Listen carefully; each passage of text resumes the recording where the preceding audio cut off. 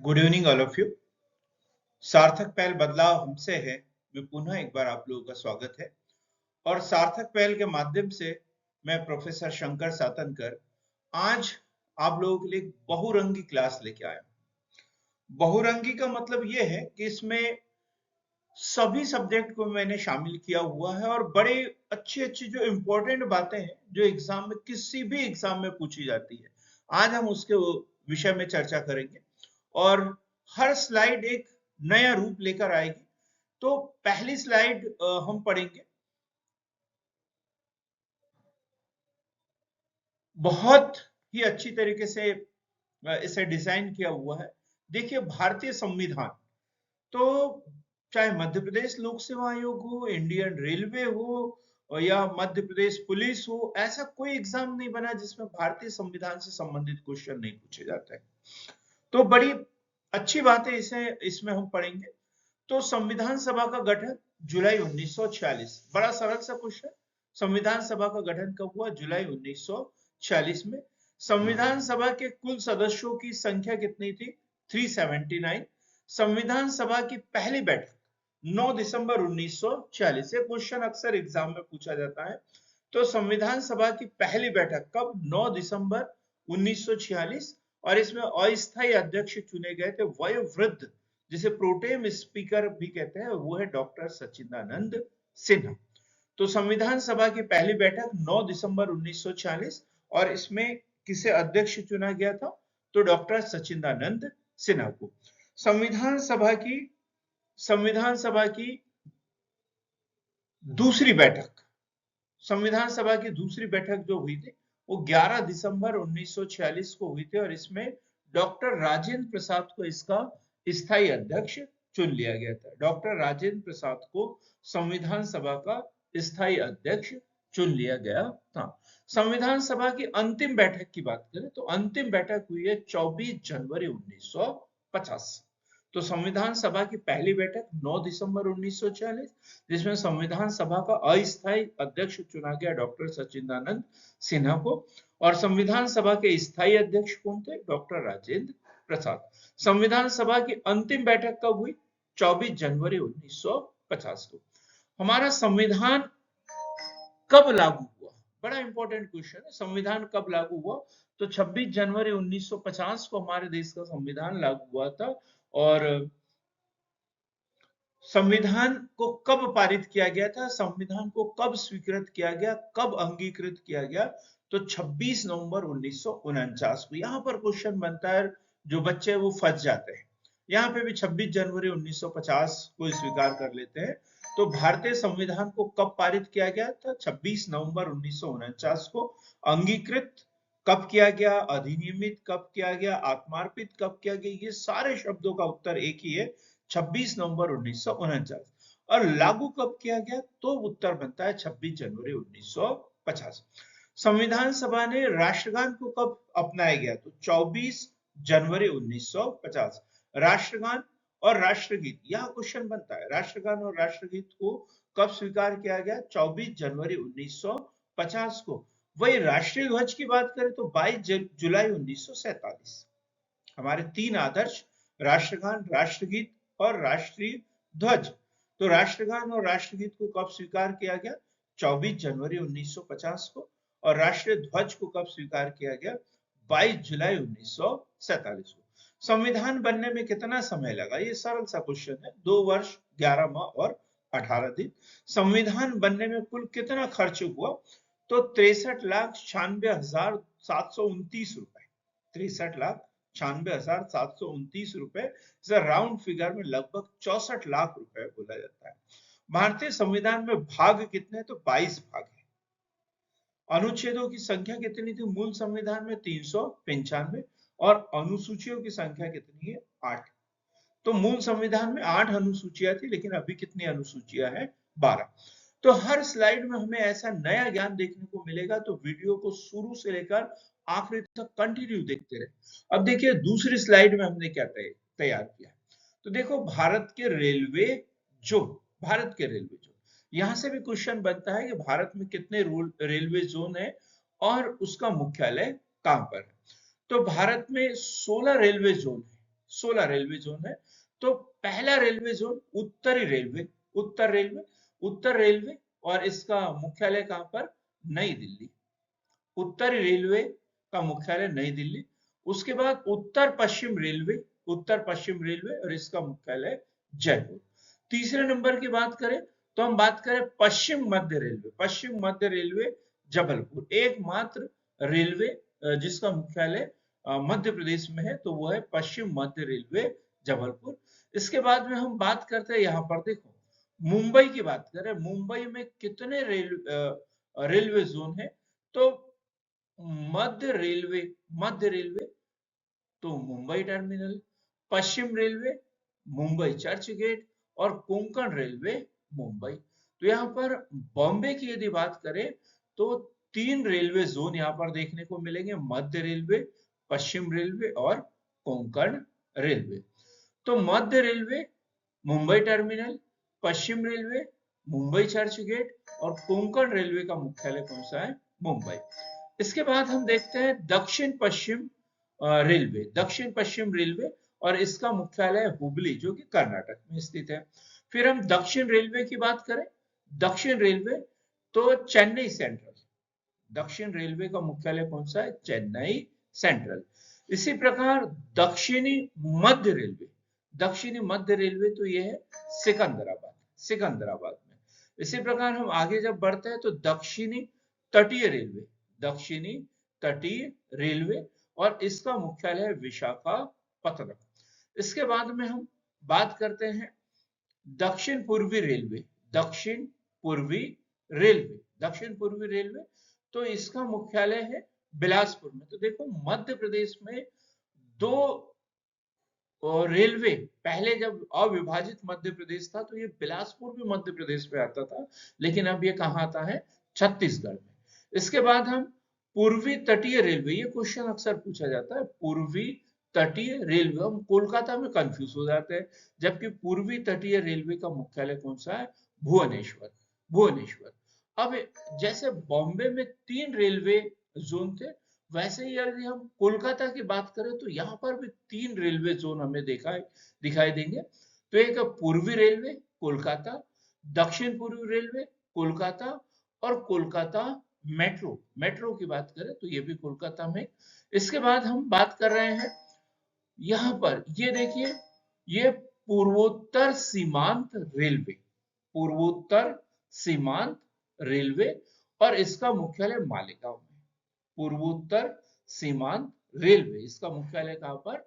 मालेगांव में। इसी प्रकार हम बात कर रहे हैं ये पूर्वी रेलवे, पूर्वी रेलवे तो पूर्वी रेलवे का मुख्यालय है गोरखपुरम रेलवे हाजीपुर, गोरखपुरम रेलवे हाजीपुर। इसी प्रकार पूर्वोत्तर रेलवे, पूर्वोत्तर रेलवे पूर्व गोरखपुरम मध्य रेलवे, तो ये इसे हम पूर्व मध्य रेलवे की बात करेंगे तो ये हाजीपुर, और पूर्वोत्तर रेलवे, पूर्वोत्तर रेलवे का है गोरखपुर, गोरखपुर। इसी प्रकार हम एक उत्तर मध्य रेलवे की बात करें तो यह है प्रयागराज, उत्तर मध्य रेलवे प्रयागराज। तो देखेंगे 1 2, यहाँ पर पहला, दूसरा, तीसरा, चौथा, पांचवा, छठवां, सातवां, आठवां, नौवां, 10वां, 11वां, 12, 13, 14, 15, 16, 17 और ये 18। तो कितने रेलवे जोन पड़े हमने? 18। मूल रूप से 16 है, मूल रूप से 16 रेलवे जोन है, लेकिन यहाँ पर देखते हैं नया रेलवे जोन जो 17वां रेलवे जोन शामिल हुआ है वो कोंकण रेलवे, कोंकण रेलवे।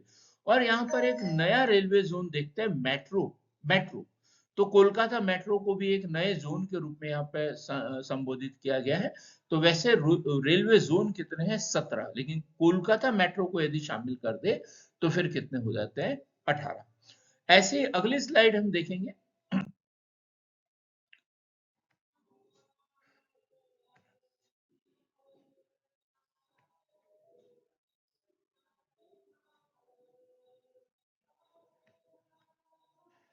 देखिए इसमें हमने शामिल किया नोबेल पुरस्कार प्राप्त भारतीय, नोबेल पुरस्कार प्राप्त भारतीय। तो देखो सबसे पहला भारतीय जिन्हें नोबेल पुरस्कार मिला है तो वो है रविंद्रनाथ टैगोर, और इन्हें पुरस्कार मिला है 1913 में। रविंद्रनाथ टैगोर, और इन्हें पुरस्कार कब मिला? 1913 में। साहित्य का नोबेल पुरस्कार मिला था, और इनकी जो बुक है गीतांजलि, इसके ऊपर इन्हें नोबेल पुरस्कार मिला है। इसके बाद में दूसरा जो नोबेल पुरस्कार मिला है रमन इफेक्ट के लिए सर चंद्रशेखर वेंकट रमन को 1930 में, सर चंद्रशेखर वेंकट रमन को 1930 में। फिर हरगोविंद खुराना साहब को मिला है 1968 में। मदर टेरेसा इन्हें समाज सेवा जो है मदर टेरेसा को 1979 में मिला है। सुब्रमण्यम चंद्रशेखर जी को 1983 में मिला है। प्रोफेसर अमर्त्य सेन ये 1998 में, ये अर्थशास्त्री थे, और इन्हें अर्थशास्त्र का नोबेल पुरस्कार मिला है 1998 में। इसी प्रकार वीएस नायपाल, इन्हें 2001 में नोबेल पुरस्कार मिला है। फिर इसके बाद में वेंकट रमन जी की बात करें तो वेंकट रमन रामकृष्ण, इनको 2009 में नोबेल पुरस्कार मिला है। और कैलाश सत्यार्थी 2014 बचपन बचाओ आंदोलन से संबंधित है ये, और मध्य प्रदेश के विदिशा के रहने वाले हैं, और इन्हें 2014 में नोबेल पुरस्कार मिला है। तो इस प्रकार ये जो स्लाइड है इसमें हमने उन भारतीयों की चर्चा की है जिन्हें नोबेल पुरस्कार मिला है। तो इसमें पहला जो नोबेल पुरस्कार मिला है रविंद्रनाथ टैगोर जी को मिला है 1913 में। यहां से क्वेश्चन अक्सर पूछ लिया जाता है। अगले स्लाइड तो हम देखते हैं सौर मंडल। सौर मंडल अगले स्लाइड में हम देखेंगे सौर मंडल। तो सौर मंडल का सामान्य ज्ञान देख रहे हैं कि सौर मंडल से संबंध यहां से क्वेश्चन बनते हैं। तो सौर मंडल में कुल कितने ग्रह हैं? तो 8। पहले 9 ग्रह थे, लेकिन प्लूटो जो नवा ग्रह था इसे ग्रहों की श्रेणी से हटा दिया गया है, और वर्तमान में कितने ग्रह हैं? 8। सूर्य के चारों ओर घूमने वाले पिंड को क्या कहते हैं? तो सूर्य के चारों ओर जो इस तरीके से सूर्य की परिक्रमा करते हैं उसे कहते हैं ग्रह, और जो ग्रह के चारों ओर घूमने वाले आकाशीय पिंड होते हैं उसे कहते हैं उपग्रह। उसे क्या कहते हैं? उपग्रह।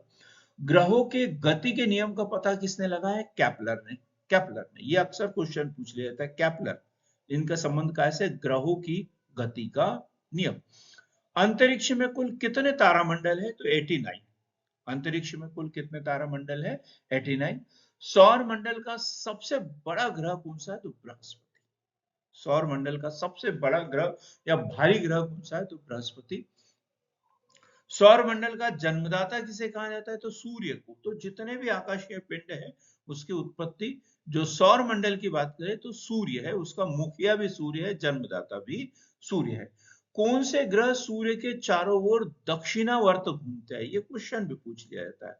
तो शुक्र व वरुण ये उल्टी दिशा में घूमते हैं, तो ये दक्षिणावर्त घूमते हैं, दक्षिणावर्त घूमते हैं शुक्र व अरुण। निक्स ओलंपिया, निक्स ओलंपिया ये क्वेश्चन भी बड़ा महत्वपूर्ण है। निक्स ओलंपिया पर्वत किस ग्रह पर है? तो मंगल ग्रह पर। मंगल ग्रह पर एक पर्वत है, उसका नाम क्या है? निक्स ओलंपिया। ब्रह्मांड में विस्फोटी तारा क्या कहलाता है? तो अभिनव तारा। सौर मंडल की खोज किसने की थी? तो कोपरनिकस। सौर मंडल की खोज किसने की? कोपरनिकस। फिर से सौर मंडल की खोज किसने की? कोपरनिकस। प्राचीन भारतीय सूर्य को क्या मानते थे? तो ग्रह मानते थे। सूर्य कौन सी गैस का गोला है? तो हाइड्रोजन व हीलियम। सूर्य का जो क्रूड है उसमें जो गैस है वो है हाइड्रोजन और हीलियम। सूर्य के मध्य भाग को क्या कहते हैं? तो प्रकाश मंडल कहते हैं। सूर्य के मध्य भाग को प्रकाश मंडल कहते हैं। किस देश में अरात्रि को सूर्य दिखाई देता है? तो नॉर्वे। तो किस देश में अरात्रि मतलब मध्य रात्रि को सूर्य दिखाई देता है? तो वो है नॉर्वे। सूर्य से ग्रहों की दूरी को क्या कहा जाता है? तो उपसौर। क्या कहा जाता है? उपसौर। सूर्य से ग्रह की दूरी को क्या कहा जाता है? उपसौर। सूर्य के धरातल का तापमान लगभग कितना है? तो 6000 डिग्री सेंटीग्रेड। ये क्वेश्चन भी पूछा जाता है। सूर्य के धरातल का तापमान कितना है? 6000 डिग्री सेंटीग्रेड।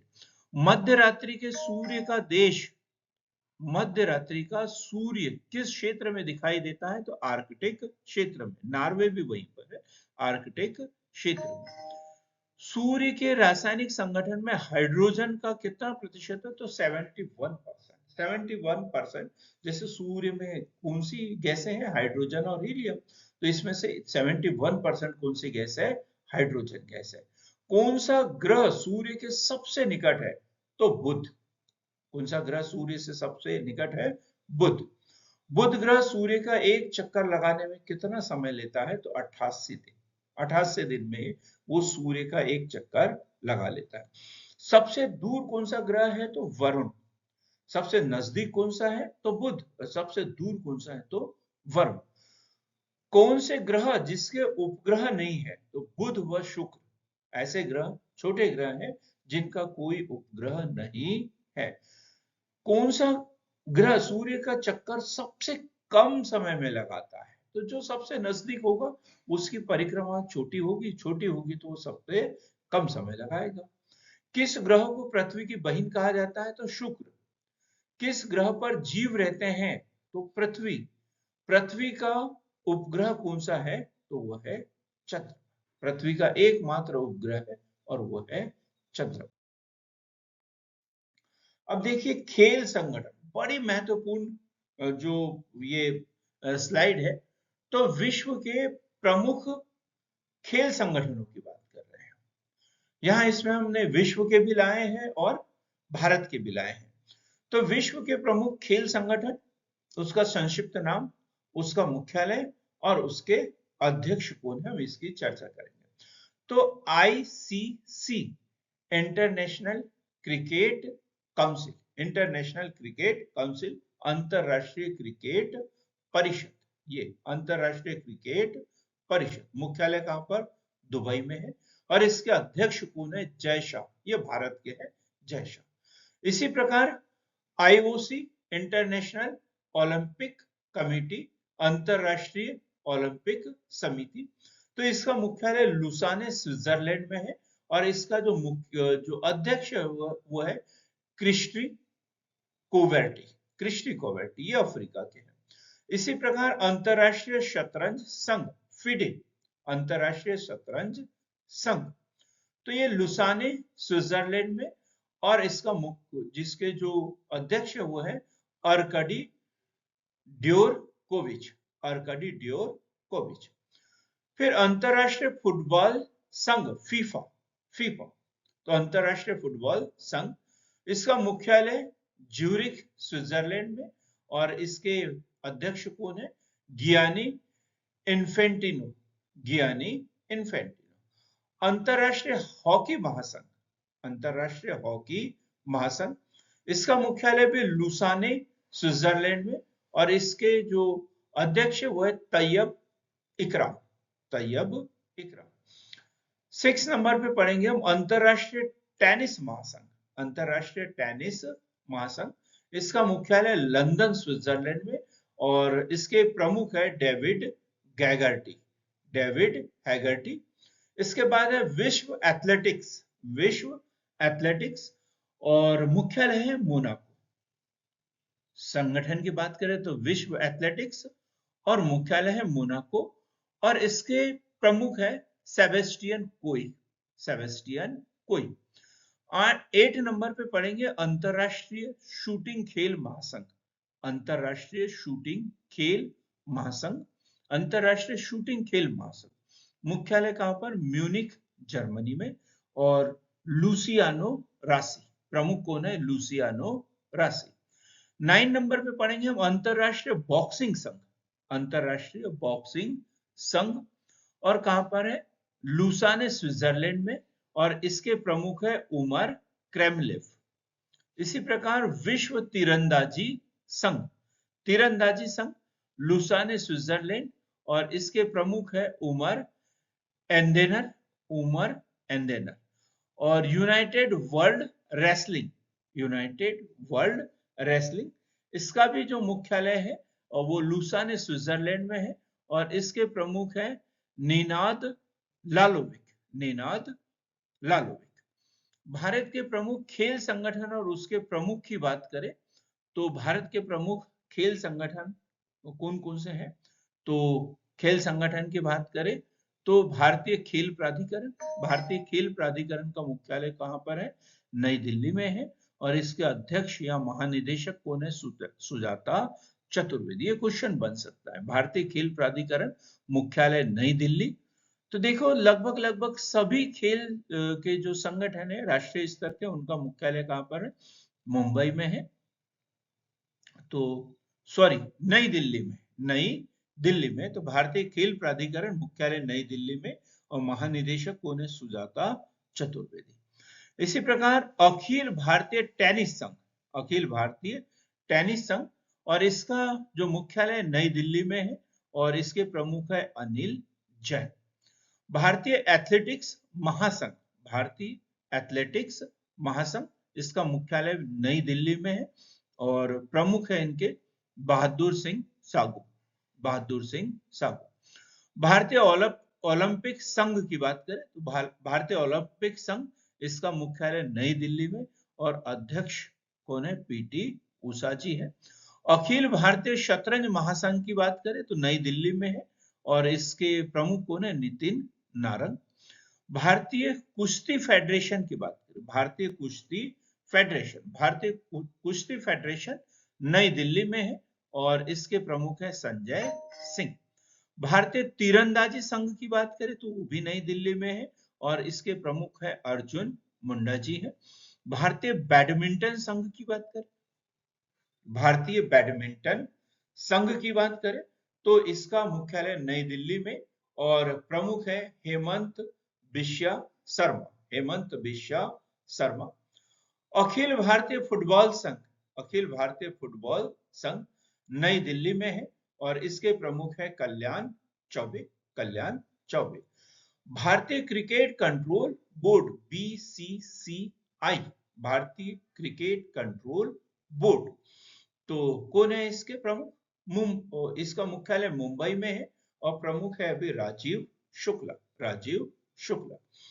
भारतीय टेबल टेनिस संघ की बात करें तो नई दिल्ली में है, भारतीय टेबल टेनिस संघ नई दिल्ली और इसके प्रमुख है मेघना अहलावत, मेघना अहलावत।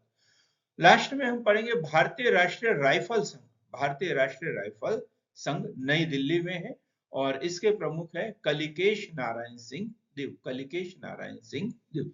तो मित्रों, सार्थक पहल बदलाव हमसे है एक ऐसा संस्थान है जो मध्य प्रदेश लोक सेवा आयोग या मध्य प्रदेश पुलिस, मध्य प्रदेश पटवारी, संविदा शाला शिक्षक, यूजीसी ने सभी परीक्षाओं के लिए निःशुल्क रूप से तैयारी करवाता है। तो हमारे इस संस्थान से जुड़ने के लिए मेरा मोबाइल नंबर 9424495294, एक बार फिर से बोल रहा हूँ 9424495294, इस नंबर पे कॉल कर सकते हैं और हमारे ऑनलाइन ऑफलाइन क्लास से भी जुड़ सकते हैं। सार्थक पहल के साथ बने रहने के लिए, जुड़ने के लिए आप लोगों का बहुत बहुत धन्यवाद।